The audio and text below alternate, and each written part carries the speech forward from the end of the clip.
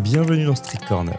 Le concept est simple. On se balade dans une ville choisie par un invité, on découvre son histoire, son quotidien, ses projets. Et bienvenue dans ma ville, alors là on est à Grès, dans le 70. Genre tout va bien. Tout va bien, c'est bon. Mais Bref, on vit la ville à travers ses yeux. Et vous voyagez avec nous, bien au chaud derrière votre écran. Aujourd'hui, on part explorer Lyon avec Alex San. Entre deux bouchons lyonnais, on va parler football, manga et surtout des origines d'Alex San et de son développement sur Internet au fil du temps. Vous êtes prêts ? C'est parti.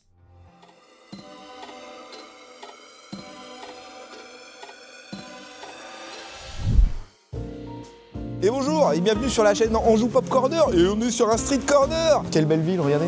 Avec une fontaine qui, comme par hasard, s'éteint quand tu te retournes. Exactement, et pour montrer la fleur, et je suis en compagnie de Alex San.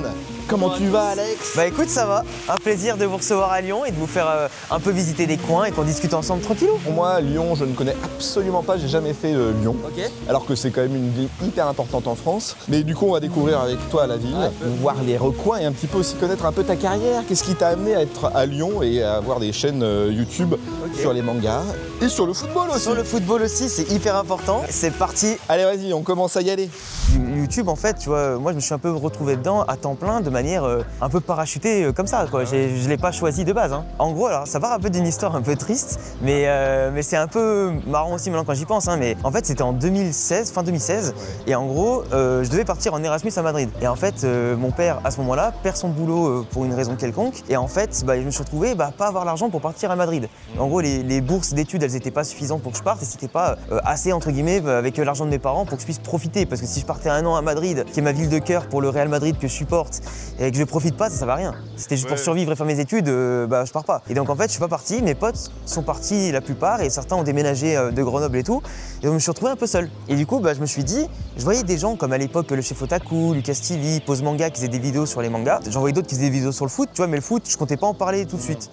Et en fait, même de base, je voulais pas faire de vidéo, mais en fait, j'étais en mode, j'ai du temps à perdre, parce que ma troisième année, en plus, j'avais validé des choses à l'avance, donc j'étais tranquille.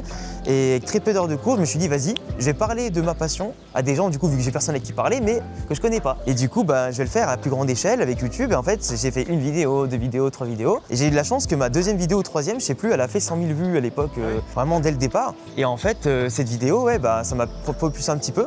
Et j'ai commencé à parler plus de Pokémon qu'autre chose. Par contre, si j'avais su, j'aurais fait deux chaînes différentes. J'aurais fait une chaîne Pokémon 100%, que j'aurais sûrement gardé encore aujourd'hui pour garder cette passion que j'ai depuis enfant. Et les mangas, parce qu'en fait, mélanger les deux, c'était pas forcément le meilleur choix. Mais à l'époque, je comptais pas en vivre. C'était vraiment full passion. Et donc, du coup, j'avais pas de stratégie, j'avais pas de cohérence. Et YouTube, à l'époque, c'était pas pareil.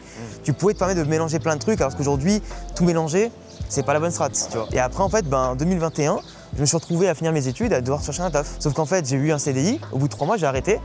Et parce que le patron, je m'entendais pas avec. Et du coup, je me suis retrouvé sans parachute, avec 100 000 abonnés certes, mais juste avec YouTube, tu vois. Et j'avais pas lancé ma chaîne foot à l'époque, j'avais pas trop de sponsors ni rien. Enfin, ça dépendait. Mais en gros, tu te rends compte que, ok, je finis mes études, mais j'ai pas d'expérience. Et en plus, j'ai jeté un CDI par la fenêtre. Du coup, je me suis retrouvé comme ça. Et finalement, ça m'a poussé aussi à améliorer les concepts, les contenus, à être plus régulier, à découvrir ce que c'est d'être auto-entrepreneur, quoi. Les bouteilles en verre, c'est 1000 fois meilleur que dans les canettes. Et je ne comprends pas pourquoi ça change le goût, mais ça change le goût de... C'est le côté un peu métallique de l'alu, je pense. Et ça, tu vois, c'est un débat qu'on a à chaque fois. Et en fait, surtout, c'est le packaging, tu vois. Ouais, c'est le packaging. Il y a des débats, mais c'est sûr que ça impacte forcément le goût. L'alu, ça a un goût, ça a un goût de métal, donc forcément... La conservation, c'est pas la même, ouais. Là, tu filmes depuis tout à l'heure? Ouais. Ok. Sur la bière. Le débat de coca, bière. La bière. À l'époque, je vivais chez mes parents. Donc en fait, chez mes parents, j'avais pas non plus, tu vois, tout le matos, la liberté, de faire du bruit quand je voulais. Tu vois, les matchs sont quand même le soir. Donc je pouvais même pas analyser les matchs le soir parce que ma chambre était collée à celle de mes parents et de ma mère qui dormait très tôt parce qu'elle commençait très tôt le matin. Donc en fait, ça fait que je pouvais vraiment pas faire de bruit, pas de tournage, pas de live, etc. Et moi, mes vidéos foot, pour les matchs par exemple, je parle pas des vidéos en journée. Les vidéos de match, je les fais juste après. Parce qu'en fait, si tu les fais pas juste après tes débriefs ou tu les fais le lendemain, t'as quand même beaucoup moins de hype et t'es moins dans l'action, quoi. Et donc en fait, c'est aussi une question de contrainte technique, une contrainte avec pas mal de choses aussi familiales, etc. Donc en fait, le manga était plus simple que de parler de football. Là aujourd'hui, le football, je suis beaucoup plus libre. Et comme je t'ai dit, j'ai mon setup, j'ai ma liberté, j'ai mon appart, et donc je peux faire ce que je veux. Et même si je veux gueuler pendant mes débriefs, je peux le faire. Là où chez moi, je pouvais pas. La page blanche, je l'ai jamais eue. Genre j'ai toujours eu des idées, j'ai toujours anticipé et tout, j'ai toujours ma stratégie de vidéo, de tel concept que je voulais faire, de tel sujet que je voulais adapter à tel concept et tout. Le seul truc c'est que en fait j'étais tellement dans un stress à l'époque, en fait j'avais déjà la quête des 100K à l'époque. J'ai commencé à y croire parce que le Covid il m'avait propulsé, je crois que j'étais passé de 40 000 à 85 000, un truc comme ça en 4 mois. Parce qu'en fait pendant le Covid je faisais 4 vidéos par semaine. C'était n'importe quoi. En fait mon stage, j'ai finissé mon stage avec Game One pour l'anecdote, à distance du coup avec le Covid parce que j'ai dû rentrer de Paris à Grenoble pour le stage. Comme ça j'étais chez mes parents tranquille en campagne, tu vois, c'était pas pareil que de rester bloqué dans un 15 mètres carrés étudiant à Paris pendant 3 mois ou je ne sais combien de temps. Donc du coup je suis rentré chez les parents et en fait je faisais limite que ça. YouTube était devenu mon propre stage parce que à distance tu pouvais pas faire grand chose et les activités étaient un peu fermées. Malgré les 4 vidéos par semaine et tout, bah tu vois ça, ok je prenais beaucoup d'abonnés, je prenais des sous, de la visibilité machin, mais par contre plus tard ouais je l'ai vraiment payé parce que ça m'a pas forcément dégoûté mais en mode j'étais dans un trop plein de tout et en fait même les vues ont commencé à une époque à un petit peu diminuer, c'était un petit peu décevant et puis même comme je te dis j'avais la pression de devoir en vivre. Donc en fait ça rajoutait à pas mal de problèmes aussi perso.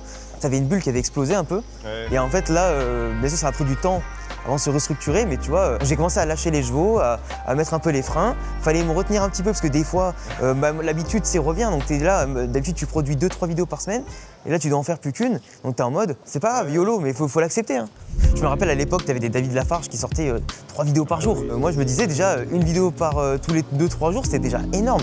Et les gens, je les surchargeais, à mon sens, hein, de notifications et tout. Là, TikTok aujourd'hui, c'est limite eux qui te recommandent de faire 2-3 TikTok par jour pour percer, tu vois. C'est du format court.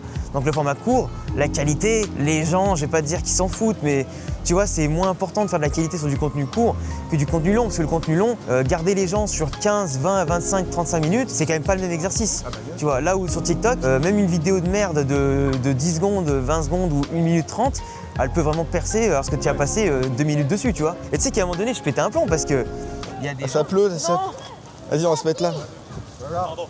Vous venez à Lyon le seul jour où il pleut de la semaine et pour faire le tournage, c'est un truc de fou. Moi, le nombre de mecs qui ont fait des comptes la con et qui ont volé mes vidéos et qui mais vraiment les ont mis en 11 parties, 15 parties, 20 parties et qui des fois me créditaient pas. Si encore tu me crédites et que t'envoies les gens sur YouTube, je veux bien, tu te démerdes, c'est toi qui as fait le travail, au pire c'est pas grave. Mais le mec, tu vois, il s'est quand même gavé avec mon compte TikTok, enfin mes vidéos sur son compte TikTok. Et le pire c'est que TikTok ils font rien.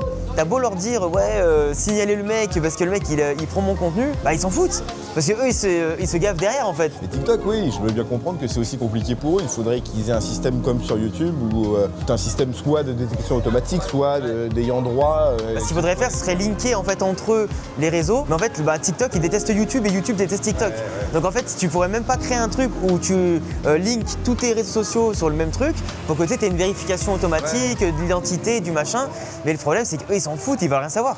J'ai remarqué que depuis 1 an, le changement de DA, en fait, il a apporté quelque chose de trop froid dans mon contenu parce que je suis quelqu'un de base qui est plutôt chaleureux, très dynamique et qui aime bien, tu vois, faire des petites vannes de temps en temps. Et en fait, j'avais mis une barrière avec ma communauté sans le savoir. Donc en fait, les gens, quand ils me découvraient qu'une nouvelle DA qui était très quali, hein, dans la miniature, dans le titre, même simplement le contenu de base, était 1000 fois meilleur que ce que je faisais avant, hein, même si je disais pas que je faisais de la merde avant, mais c'était quand même beaucoup mieux, plus recherché maintenant. Et en fait, les gens étaient autant contents que ça mettait une barrière. Du coup, ils avaient du mal à s'attacher à moi et ce que je suis vraiment. Et c'était un peu dommage. Donc là, ce que je fais, c'est qu'en ce moment, le travail de recherche continue de se faire, l'écriture se fait encore, mais là, je suis plus spontané, je suis beaucoup plus dans l'expressivité, tu vois.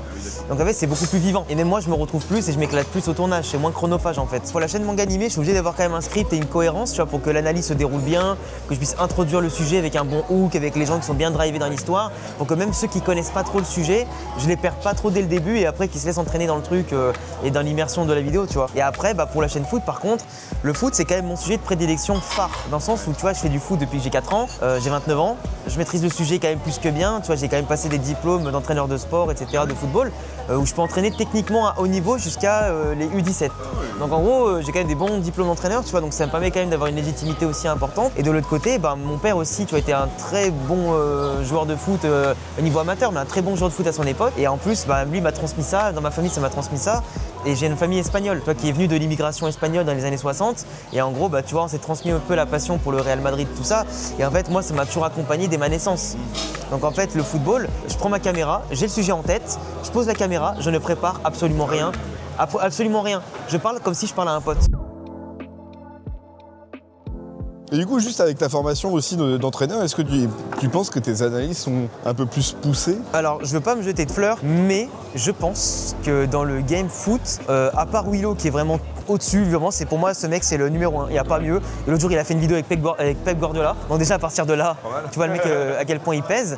Mais ce que je veux dire, c'est que je pense qu'en termes d'analyse pure, de tactique pure, je pense que je suis quand même dans le top. Et justement, quand je fais mes analyses avec les diaporamas, les screens avec des flèches, où j'explique les mouvements des joueurs, où j'explique qu'il aurait peut-être dû faire comme ça, etc. Ça, c'est des choses que moi, j'apprenais déjà à faire quand j'étais joueur de national, tu vois. Et du coup, moi, il y a des gens, en fait, quand je les écoute parler football, qui oublient mais tellement de choses. Et je suis en mode, mais comment vous voulez analyser un joueur, un match ou une situation, alors que vous regardez même pas tout dans son ensemble? Et c'est pour ça que j'ai des projets, tu vois, pour aider peut-être les gens à apprendre encore plus le foot, etc. Ça pourrait être pas mal, tu vois, genre des masterclass football, tu vois, où j'aurais bien aimé, comme par exemple Saïd, qui fait la chaîne Pied Carré. Ouais. Tu vois, lui, il entraînait, tu vois, les jeunes à Lyon, la Sainte-Foy-les-Lyons, tu vois, il les entraînait. Et en fait, il se filmait aux entraînements, filmait les matchs, et en gros, il faisait une vidéo par semaine. Ouais. Et en fait, c'est trop bien. Et moi, j'aurais trop aimé faire ça. Mais après, il faut une équipe, il faut avoir aussi la disponibilité, il faut avoir, tu vois, un club qui accepte aussi que tu filmes, parce que c'est pas tous les clubs et les parents qui vont accepter que tout le monde soit filmé, etc. Du coup, moi, je préfère me contenter de faire des vidéos YouTube sur les pros directement. Et après, pourquoi pas un jour faire ça, tu vois, comme contenu, ça peut être cool.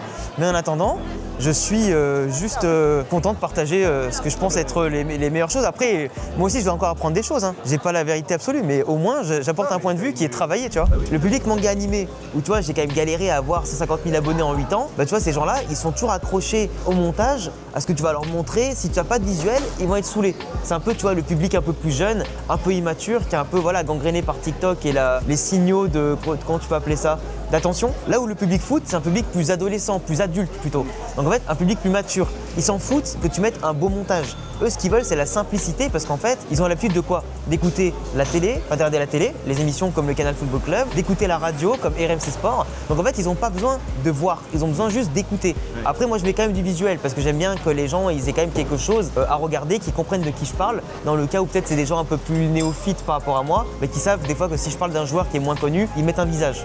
Tu vois, s'il y a des stats, au moins ils ont des graphiques, ils savent que je dis pas de la merde, que je sors pas des stats venues de je ne sais d'où, et que j'ai pas dans les commentaires source les cheveux à Zidane, tu vois. Je sais qu'un peu comme ça. Et en fait, les gens, ils adorent ça. Et du coup, ça permet aussi à moi d'avoir cette diversité de profils dans mes abonnés, de devoir aussi jauger ce qui va marcher, ce qui va pas marcher, et me dire que tel public a besoin de plus de ça dans la forme et dans le fond que l'autre. Et du coup, le football, ça me permet de, par exemple, de produire une vidéo par jour. Ah oui, d'accord. En même pas 1 heure de prod, entre l'écriture, le tournage, montage, en même pas 1 heure, voire 45 minutes, c'est bouclé. Par moment, je dois faire des diaporamas, donc ça prend un peu plus de temps, mais du coup, je vais tourner, et dans ce cas, j'ai même pas de montage à faire. Le montage est déjà fait par le diaporama, qui va passer avec ma caméra par-dessus, j'explique au fur et à mesure. Quand je fais les analyses de match, je mate le match, mais je le compte pas comme un temps de travail, parce que de base, je le fais déjà, mater un match. Tu sais que pendant le match, je prends mes screens avec, tu vois, mes 2 écrans, je prends un screen, et en fait, du coup, j'organise mon diapo à la mi-temps, et vite fait à la fin du match, je tourne, et emballer, c'est pesé.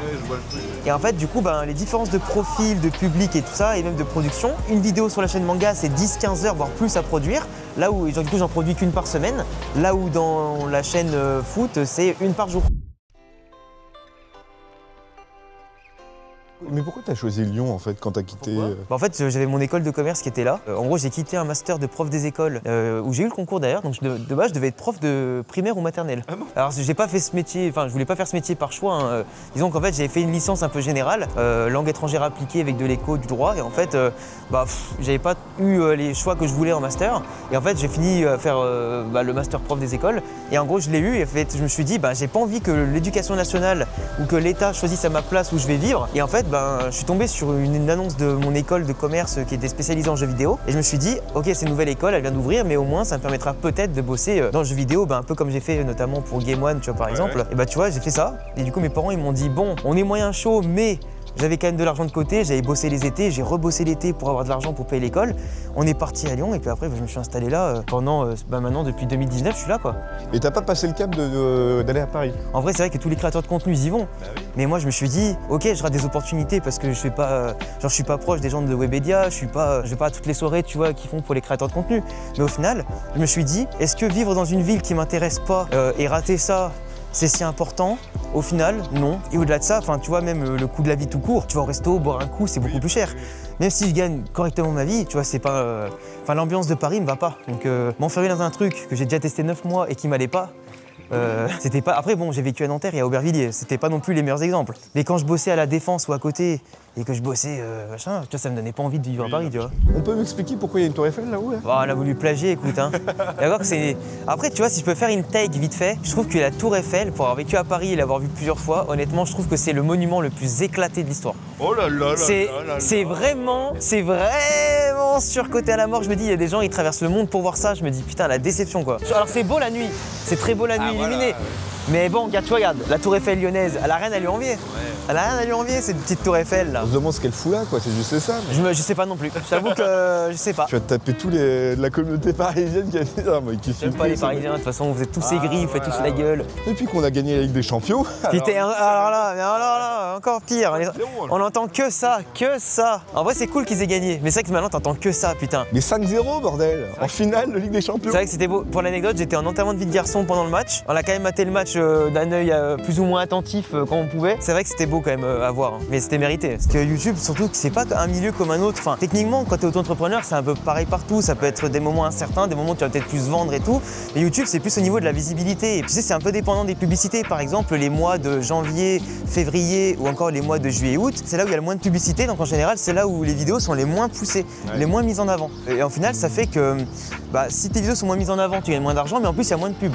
Donc en fait, ça veut dire qu'il y a des mois où il y a des stratégies où tu dois être peut-être plus agressif comme en juin, en mai ou alors en novembre-décembre. C'est là où les publicités sont bombardées, c'est là où tu es un peu plus mis en avant par rapport à d'habitude et c'est là où YouTube aussi pousse les vidéos parce qu'ils savent que même eux vont se faire de la thune derrière, tu vois.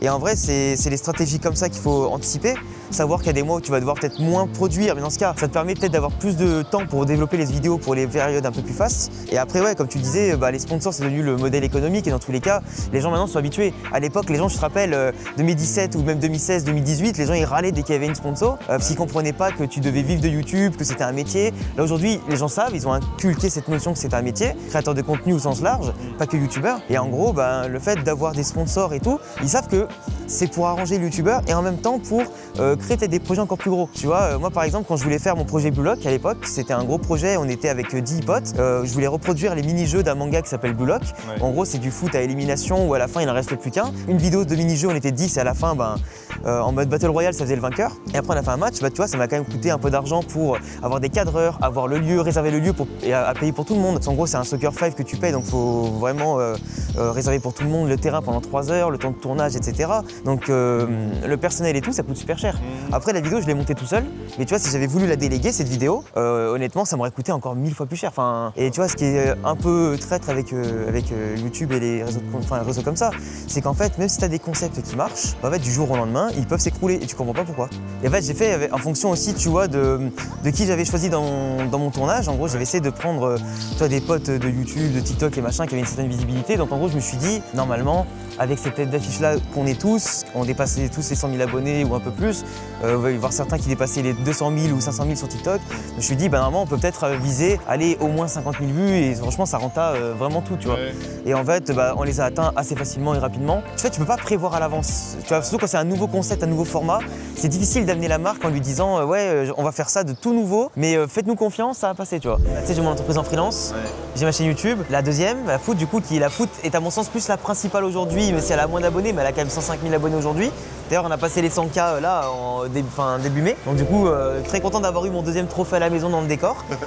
Mais c'est vrai que en fait, tu passes d'un moment où t'as plus le temps en fait. Tu vois, j'ai aussi TikTok, j'ai aussi Instagram à faire tourner avec mes sketchs Instagram qui prennent quand même du temps. TikTok, c'est un contenu un peu différent, mais parfois je mets les mêmes sketchs aussi, donc ça va. Et en fait, t'as aussi le principe où j'écris un livre. J'écris mon premier roman et en fait, moi j'aimerais à terme vivre aussi de mes écrits. Et en fait, mon premier roman, j'espère sortir un Ulule d'ici octobre-novembre pour que les gens puissent le financer. Et en fait, derrière, recevoir leur tome pour Noël en décembre.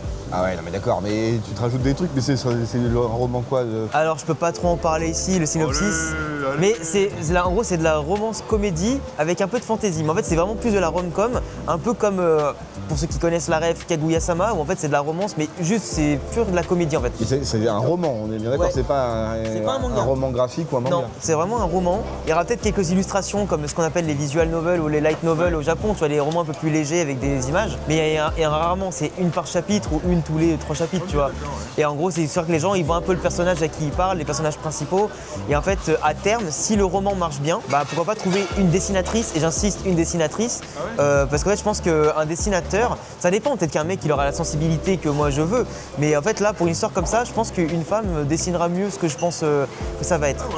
Et parce que c'est le côté, parce que c'est... Je sais pas parce que forcément femme romance, mais parce que je me dis que ça pourrait être mieux, c'est aussi plus logique, c'est pas forcément le cliché, mais c'est un côté, il y a une logique aussi derrière. Et en fait le côté comédie, parce que moi j'adore l'humour, j'adore écrire des sketchs et tout, mais en fait je veux pas faire de la romance niaise, moi c'est de la romance comédie pure, et avec une histoire de fantaisie autour, et c'est vraiment avec beaucoup de valeurs différentes. Mais je peux pas parler du synopsis maintenant, parce qu'en plus je l'ai pas déposé ni quoi que ce soit, et c'est compliqué à ce niveau-là, mais l'histoire est originale. Franchement, à tous les gens à qui j'en parle, ils me disent j'ai jamais entendu ça.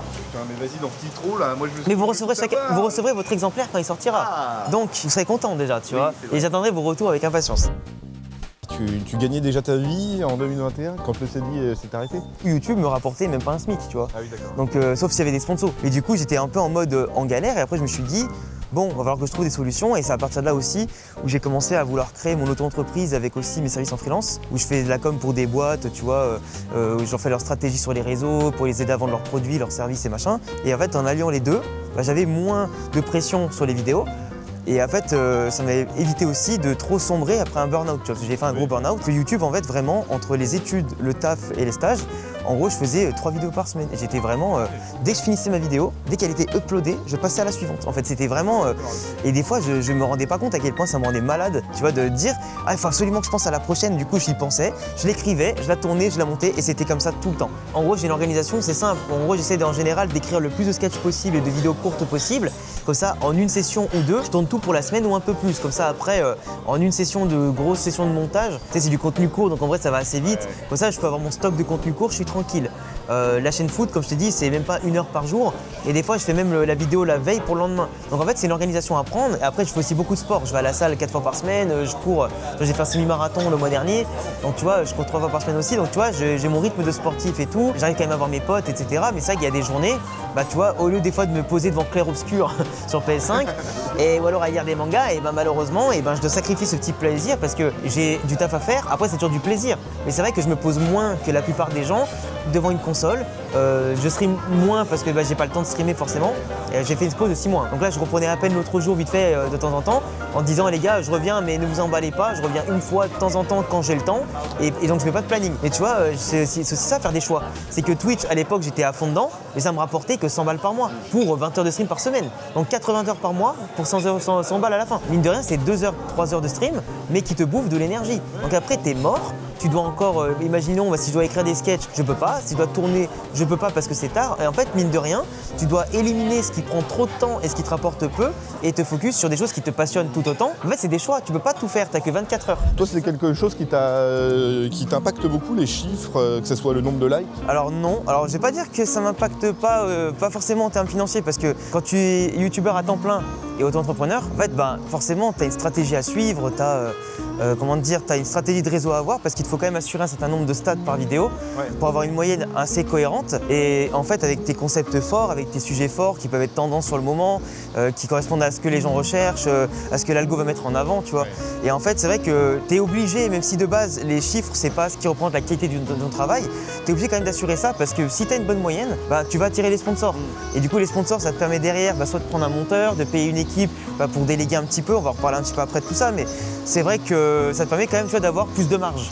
Et quand tu es auto-entrepreneur, bah, le but c'est de vivre et de payer le loyer, l'URSSAF, remplir ton frigo, et tu le fais avec le plus d'argent possible, et malheureusement ça passe par les sponsors. Et aujourd'hui les youtubeurs ils passent tous par les sponsors, parce que les vues sont pas suffisantes en fait. Il y a beaucoup d'entreprises qui connaissent pas c'est quoi le marketing d'influence, dans le sens où tu vois, une vidéo normalement à 10 000 vues, c'est environ 300 balles, ok?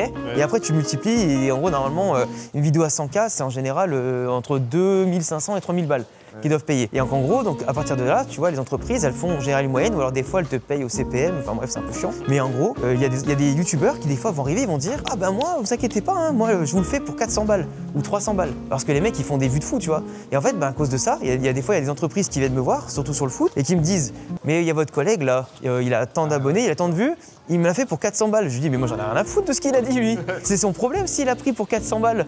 Moi j'ai pas à me faire niveler par le bas parce qu'un mec qui sait pas parler ou qui sait pas réfléchir. À un moment donné, mais tu vois, c'est comme les entreprises qui te disent on peut pas vous payer juste en cadeau et machin.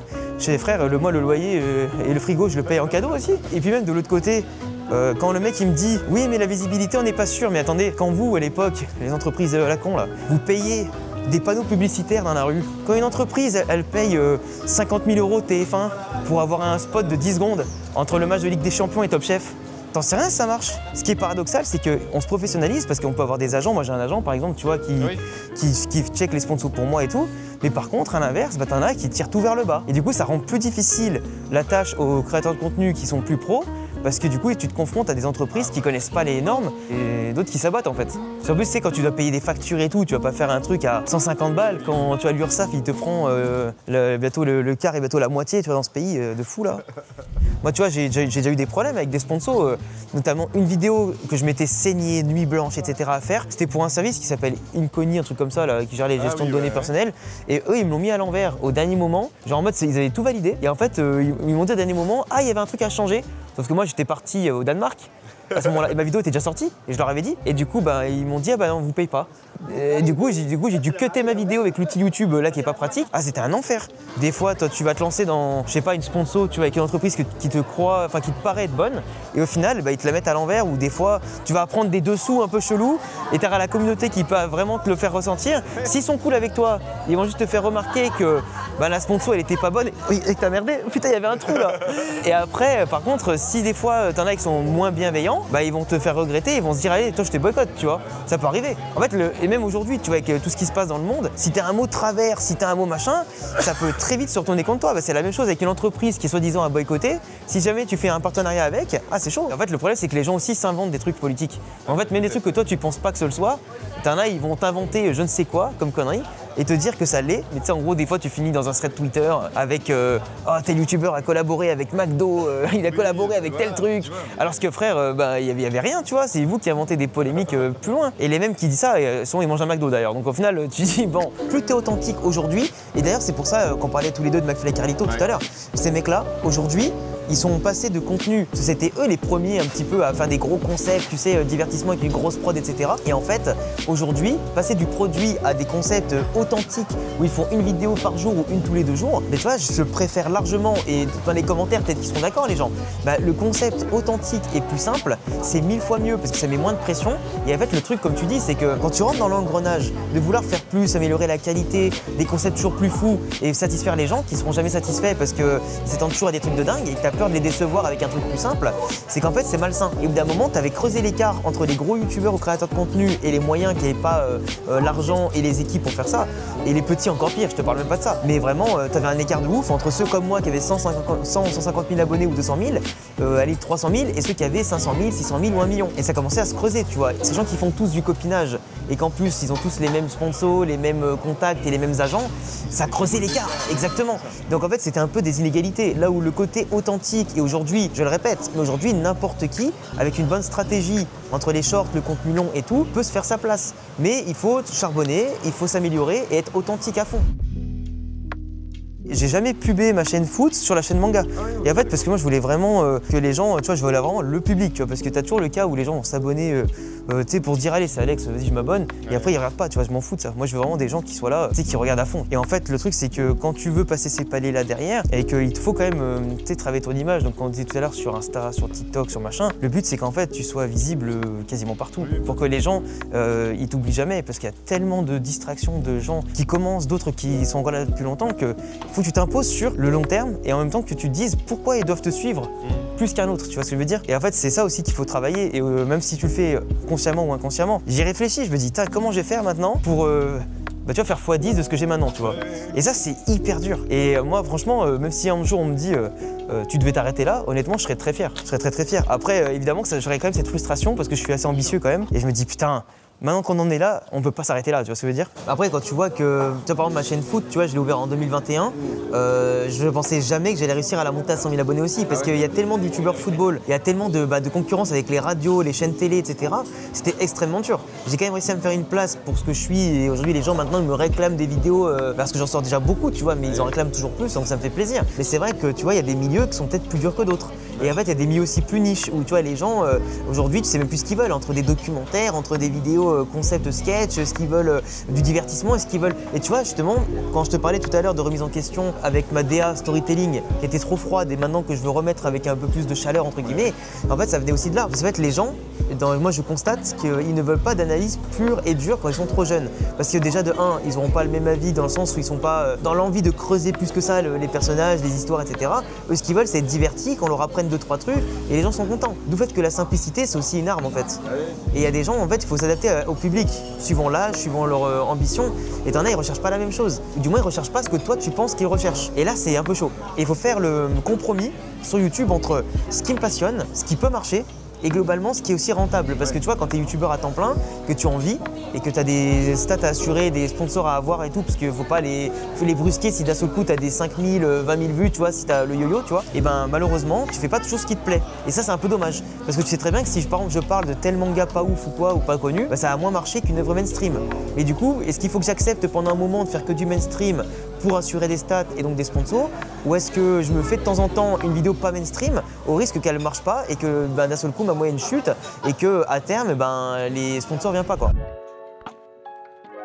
Bah là sur le football par exemple, tu vois, je voulais faire plus de tableau noir, tu vois. Expliquer plus en détail, tu vois, la tactique employée par les coachs, par les équipes. Et en fait, parler de plus d'équipes que le Real Madrid ou le Barça. Parler peut-être, tu vois, davantage du Paris Saint-Germain, des clubs de première ligue comme Manchester City par exemple, tu vois.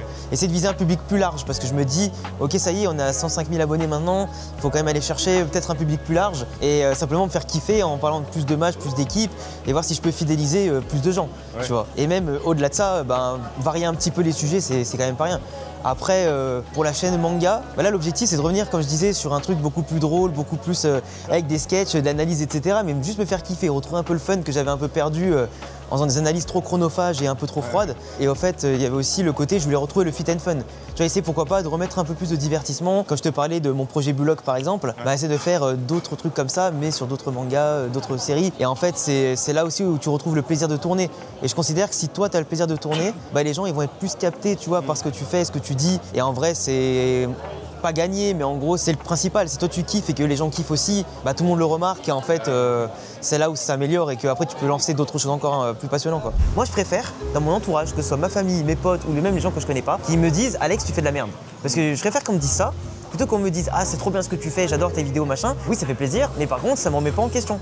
Et en fait, les gens ne se mettent pas en question assez souvent, et souvent on rejette la faute sur l'algorithme. Alors que l'algorithme, il a une part de responsabilité, et souvent, si les vidéos ne marchent pas, c'est parce que tu t'es pas assez adapté au public, à sa demande et simplement à ce qui fonctionne et comment, tu vois. Et justement, comment tu fais face à l'erreur, toi? Je regarde un peu ce qui marche pas, dans le sens où je regarde les analytics. Des fois, je jauge le public en me disant est-ce que peut-être le sujet, il était bien fait au bon moment, dans le bon timing par rapport au SEO de YouTube, parce que YouTube, c'est Google. Ouais. Donc en fait, si tu as un sujet qui n'est pas hype et que les gens ne recherchent pas, ils vont pas tomber sur tes vidéos. Sachant qu'aujourd'hui, les notifications, elles sont très rarement envoyées aux abonnés, que le nombre d'abonnés ne veut rien dire sur les vues, et que en fait, si les abonnés ne vont pas d'eux-mêmes voir ta chaîne, s'ils scrollent pas dans les abonnements, ils tomberont pas dessus. En fait, il y a plein de choses qui expliquent pourquoi une chaîne à 100 000 abonnés, parfois, ne va plus faire 10 000 vues ou moins, tu vois. Parce qu'il y a trop de facteurs, il y a trop de divertissement, il y a trop d'attention partagée. Et aujourd'hui, bah tu vois, quand t'es un youtubeur qui est va dire solaire, qui rayonne, etc., et ben ça fait du bien aux gens. Mais quand t'as quelqu'un, tu vois, comme moi je l'étais à un moment donné en dépression, tout ça, j'avais plus envie de rigoler. Donc en fait, je rigolais plus en vidéo, je rigolais plus dans la vie. Donc en fait, j'avais du mal à faire rigoler les gens dans mes vidéos comme avant. Après, c'est passé, hein. Heureusement, c'était il y a longtemps. Mais tu vois, retrouver ça, c'est quand même quelque chose de vivant pour toi, de stimulant, et en même temps, les gens ils se disent, putain, le mec, quand je regarde ses vidéos, il fait pas la gueule, il sourit, il me fait rire, il y a de la chaleur, c'est beau. Sylvain, parce que tu prends Nescala ou tu prends Inoxtag, tu prends Michou, même si je considère qu'Inoxtag et Michou, c'est pas forcément les meilleurs youtubeurs du monde, et qui moi, je les regarde, mais ils me font pas spécialement rire ou quoi, mais il y en a qui le divertissent de fou, et en fait, juste leur personnalité, leur dynamisme fait la diff. Et quand tu as capté le public avec ton authenticité et ta personnalité, tu peux tout faire derrière. Et quand ton public te suit, peu importe le format, t'as tout gagné. Quand toi, t'es persuadé que tu fais un bon truc, que les gens te le disent, que t'es suivi et tout, tu sais, des fois, il suffit de 2 ou 3 connards pour te niquer le moral. Hein. T'auras beau avoir 100 personnes qui te jugent trop bien, si t'en as 2-3 qui commencent à te péter les couilles, bah tu vas prendre que le négatif, mais bah, c'est l'être humain. C'est pour ça que des fois, quand tout à l'heure je disais, il faut faire gaffe avec ton ego sur Internet et le mettre au service juste de la qualité, et après le reste, tu fais abstraction. Tu vois. Je sais qu'il y a des problématiques parfois sur l'humour de pouvoir bien doser ce qu'on peut dire et ce qu'on peut pas dire à un moment donné. Est-ce que toi, tu te fixes une limite ou est-ce que toi, c'est un peu free? Moi, c'est simple. il y a la seule limite que je me pose à ce niveau-là, c'est que j'ai dit que je ne parlerai jamais, enfin je parle pas de politique déjà dans mes vidéos, que ça c'est acté, parce que déjà j'aime pas ça, et puis même je trouve ça assez chiant, et je trouve qu'il y a assez de problèmes dans le monde pour en remettre dans les vidéos, tu vois. En fait moi je déroule, hein. Après je considère que si les gens n'ont pas compris ma vanne, c'est juste que moi je l'ai foiré, et après au pire je peux faire une petite explication dans les commentaires, et t'as toujours des gens en fait qui sont, comment dire, qui sont impliqués comme toi, et en fait qui ont compris, et du coup qui vont répondre à ta place à ces gens-là. Quand t'es connu entre guillemets, ou quand tu commences à être connu, t'as un peu cette, pas cette immunité, mais on va dire t'as des gens qui te défendent dans tous les cas, et ce que je veux dire c'est que ils savent que c'est pas méchant ce que tu dis, ils savent que c'est une vanne. Donc en fait, si ça dédramatise. Par contre, quelqu'un qui ne te connaît pas, bah oui, après, bon bah ça peut arriver qu'ils comprennent mal le message, mais en vrai, l'humour, c'est ça les dangers. Hein. Quand les mecs font un one-man show sur scène devant 100 000 personnes, ils vont forcément heurter la sensibilité de certaines personnes. Mais après, bon bah ils dédramatisent avec d'autres blagues ou simplement avec des explications, en comprenant bien que tu vois, quand un mec se moque des handicapés ou des autres gens, c'est pas pour être méchant, c'est juste pour vanner, tu vois. Oui, bien sûr. Non, mais après derrière, c'est toujours la peur de l'interprétation aussi à un moment donné. Exactement. Mais après, l'humour, c'est un bon vecteur, je trouve qu'on rigole pas assez. Les amis, c'est malheureusement déjà la fin de ce Street Corner. On espère que ça vous aura plu et on se retrouve bientôt pour la prochaine. Allez, à la revoyure!